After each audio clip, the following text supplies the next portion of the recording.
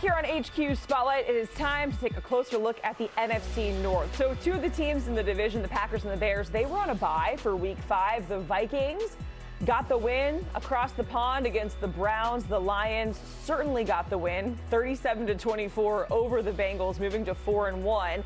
And every team in this division is sitting at 500 or better. So it feels like over the last, couple seasons or so, this has been probably one of the more competitive divisions in the NFL. So, Rand, you're going to give us all the questions that you have for each team. We're starting with the Lions as they're sitting there at 4-1. And this was a team that was kind of derailed by injuries down the stretch last season, which brings us to your question. Can this team stay healthy? Can we stay healthy? Please. That is the number one question. This offense is very potent. This offense can score points at will. And this defense, in my opinion, is built to play with a lead. But in order for this defense to make its hay in terms of playing with a lead, you need guys like Aiden Hutchinson healthy. You need their corners to be and stay healthy. And so that's going to always be the key for this Detroit Lions team, because if this team can stay healthy, they were my Super Bowl pick coming out of the NFC, and I believe they have all the makings to do that. However, they have to stay healthy. Yeah, and Aiden Hutchinson, to your point, it feels like the last 2 weeks or so, the Browns, the Bengals, you've been seeing him kind of come to form more so coming off of that injury. So certainly hoping that health is in their future. If we get to the Packers, they were one of the two teams in this division that was on a bye. But, of course, your question has to do with the timing of said bye, Rand. And typically in the NFL, you hate the early bye. Yeah. You absolutely hate it, because after this Week 5 bye, look how many consecutive games they have to play in a row. Yeah. Right? But my question for the Green Bay Packers was, did this bye come at the right time? And I say that come at the right time because if you look here at the schedule, you're coming off of a Week 3 loss to the Browns and then a devastating Week 4 tie to the Dallas Cowboys. And typically we all say, hey, we need to reset, let's go back to the drawing board. And typically that happens through the course of a week where you're trying to prepare for another opponent. Whereas this Week 5 bye now gives you the ability to work on you, focus primarily on you. The coaches get to go back and look and go through all the games. The players get to do the same. And the players get a chance to just get away for a little bit and clear their heads, get their bodies right. And then now you're going to also start to see a lot of their playmaking wide receivers getting ready to start coming back, get their practice windows opening, which now gives Jordan Love his full complements of weapons. So are you kind of a fan of that situation? Because if I'm looking at that too, I'm kind of like a loss, a tie. This just happened to work out for the Green Bay. Typically, no. Yeah. I would never want. For me, it's always let's do the Week 8, Week 9 bye, okay. Right? Halfway point, we can reset. Let's get through 8 games, or give me one of those later buys. Right? Because then now that allows you to get ready for playoff football, and you know what that push is going to be. So give me the Week 8, Week 9 bye or a later bye. This just so happened to work out for the Packers. That Week 5 bye, trust me, no one in the NFL wants it. And they're coming off that bye, you see it there, Week 6, and then facing the Bengals. If we go to the Vikings, they're coming off of a win in London. Carson Wentz is 2-1 as a starter for the Vikings this season. So what are your questions for Minnesota? This one's a little spicy. Okay, we love this spicy was a questions, little spicy takes. Is there a scenario where you stick with Carson Wentz as a starting quarterback? Even if JJ is healthy? Even if JJ is healthy.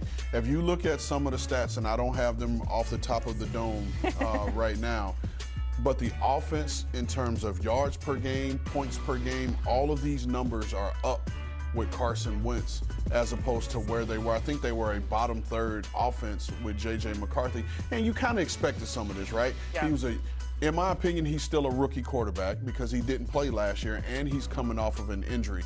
But Carson Wentz, again, has history in this offense. He played with the Rams, and we know KOC came from the Rams. So there's some similarities there in terms of concepts. So is there a scenario where you stick with him? You see here, because they had the back-to-back games overseas in Ireland and then England, you get the bye, and then now you have a gauntlet because you got to come out of the bye against the Eagles and then a quick turnaround, and you got to fly across country to play against the Chargers in LA and then back on the road at the Lions. And then we'll see where the Ravens are at that point, and then division games Bears, Packers, then Seahawks, Commanders. Like, this is a gauntlet schedule, right? And so at that point, either the true Carson Wentz will stand up, and we'll see what that is. But if he's still rolling, is there a scenario where you stick with him at quarterback? Sure, and our good friend Pete Prisco likes to say, you are who you are. You are who you are. In terms of Pete says that every week. But, I mean, Daniel Jones, we've seen it certainly change for a lot of different quarterbacks. Sam Darnold, Baker Mayfield, so we'll see. Finally, want to get to the Bears, Rand, because they are technically last in the division, sitting at 2-2, but it doesn't really feel like there's bad energy coming from this Bears. It feels very different, right? Yeah, and so my question for them is, are we in position to take advantage of this momentum? Yeah. Right? Because we're starting to really feel like this offense is starting to click. We're starting to feel the maturation of Caleb Williams. And you saw, lost a close game early, right? And then the Lions did what the Lions did. They put up a 50-burger on them. But then you bounce back with 2 good wins, albeit against the Cowboys and the Raiders. And now you have the Week 5 bye. And then you have the Monday Night Football matchup against the Commanders next week. But, again, you're coming off of 2 wins, and you have the Week 5 bye where you can self-scout and do some things and now give Ben Johnson the opportunity to say, hey, through the first quarter of the season, this is who my team is, this is what we do well. Now we can have a week of no opponent, and we could draw up some things that we do well that is going to fit us, and now can they take advantage of having these back-to-back wins and carry that throughout the rest of the season? And we're certainly going to have a lot of eyeballs on that Commanders game, looking towards the end of the game, the secondary. No flags, hopefully, out there. We'll see what happens. Listen, my man, my young fella Tyreek, I know you learn from it, and you'll be more prepared this time. You'll be locked in, and hopefully, if it comes to that situation, Tyreek, you'll come down with the pick this time. Exactly. That is what the fans are hoping for. Rand, we certainly appreciate it. Joining us, giving us all of your biggest questions for not only the AFC North, but the NFC North. Rand, I can't remember if I've been with you when we ran this promo and you were actually on it this time. This might be the second go around. I can't remember. Hey, listen, excuse the fact that I have the same suit on in this picture, but oh, you told on yourself. I couldn't tell. It was a different look. Listen, I had a speech ready and everything because I made the promo. This makes me feel like I'm a real member of the media. Oh, okay, yeah. Now you're legit. You have arrived because you're on the promo with Haley and Pete and Dame. Make sure you check out the crew. They always have a great time. Happy birthday again to Pete Prisco. Pete turned 65 yesterday. Yesterday? I didn't know that. I'm gonna have to send Pete a text. So Jags get a win the day after Pete Prisco's birthday. Just do it.